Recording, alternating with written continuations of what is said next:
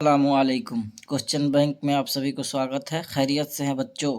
तो ये सेशन हम लोग 58 तक सवाल पढ़ लिए थे बाबू। आज हम लोग 59 से लेके इंशाअल्लाह 80 तक पढ़ेंगे और बिल्कुल बेहतरीन अंदाज में 100% याद कराते हुए। और ये एग्ज़ाम में आपको पता है कि इससे सवाल पूछे जाएंगे। तो ये सीरीज पूरा नहीं हुआ है अभी इस सीरीज में बहुत सारे सवाल है। तो ये सीरीज आप करते रहिए, बहुत ही आसान अंदाज में रिवीजन के साथ साथ आपको एग्जाम में इससे सवाल पूछे जाएंगे। और देखते रहिए और रिवीजन करते रहिए, बहुत अच्छा मार्क्स आएगा आपका उर्दू में इंशाअल्लाह। तो चलिए, ये वीडियो बहुत ही मुफीद होगी आज के लिए।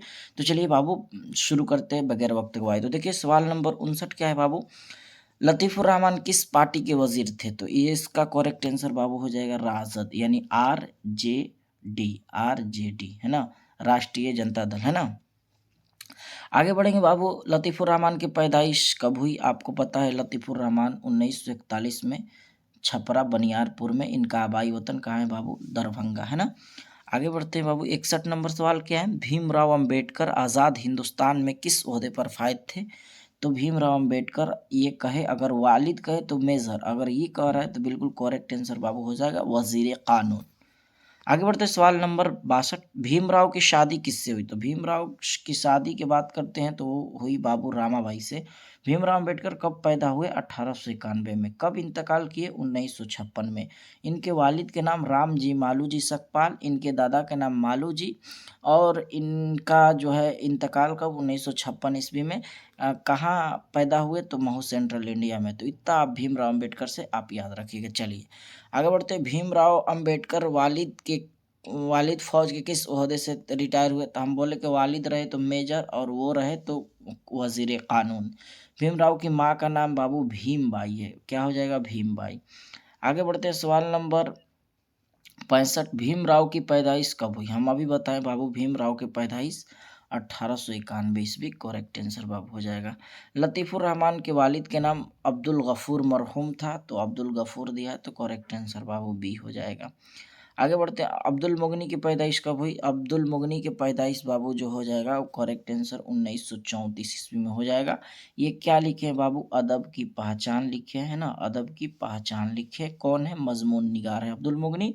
और इनके दो किताब के नाम याद रखिएगा, ज़्यादा अतदाल है ना, ज़्यादा अतदाल और तश्कील जदीद। तो ये दोनों किताब आप याद रखिएगा, ठीक है, तश्कील जदीद और ज़्यादा अतदाल। क्लियर है बाबू? चलिए आगे बढ़ते हैं। और किसी को याद है कि अब्दुल मुगनी का इंतकाल कब हुआ? तो कमेंट में कर देंगे, देखते हैं मेरे अजीज स्टूडेंट को याद है कि नहीं याद है। तो आप एक प्यारा सा ज़रूर कमेंट करेंगे कि अब्दुल मुगनी कब इंतकाल हुए। चलिए आगे बढ़ते हैं, सवाल नंबर 68। इनमें से अब्दुल मुगनी कौन किताब है? तो अब्दुल मुगनी की किताब जो है वो बाबू अभी बताएं कि ज़्यादा अतदाल तश्कील जदीद। तो ये करेक्ट आंसर हो जाएगा। चलिए आगे बढ़ते हैं, सवाल नंबर देखते हैं बाबू 69 देखते हैं। 69 देखिए बाबू, अब्दुल मुगनी किस मदरसा में तालीम पाई? तो अब्दुल मुगनी मदरसा में तालीम पाई, उसका नाम था मदरसा शमसुल हुदा। ठीक है बाबू, करेक्ट आंसर। अदब की पहचान किस तरह का मजमून है? तो ये बाबू तनकीदी मजमून, इस्लाही मजमून, तारीखी मजमून या सियासी। इसका करेक्ट आंसर बाबू हो जाएगा तनकीदी। करेक्ट आंसर ये हो जाएगा। अदब की पहचान किसका मजमून है? आसान सा सवाल है, अब्दुल मुगनी। आगे बढ़ते हैं बाबू। ज़मीन के दर्जे हरारत 100 वर्षों से कितना बढ़ गया है? तो 0.75 सेल्सियस डिग्री हो गया है। ठीक है, आगे बढ़ते हैं बाबू। कार्बन डाइऑक्साइड गैस में कितना हो गया? तो बाबू 31% इजाफा। अगर मीथेन में पूछे तो 149%। चलिए बाबू आगे बढ़ते हैं, सवाल नंबर 74। ग्लोबल वार्मिंग कैसा मसला है? ग्लोबल वार्मिंग सब कोई जानता है, संगीन के माने तश्वीशनाक। डॉक्टर मोहम्मद मोहसिन किस मौजू पर महारत हासिल था? तो इनका नफ्सियात पे। करेक्ट आंसर बाबू क्या हो जाएगा? नफ्सियात।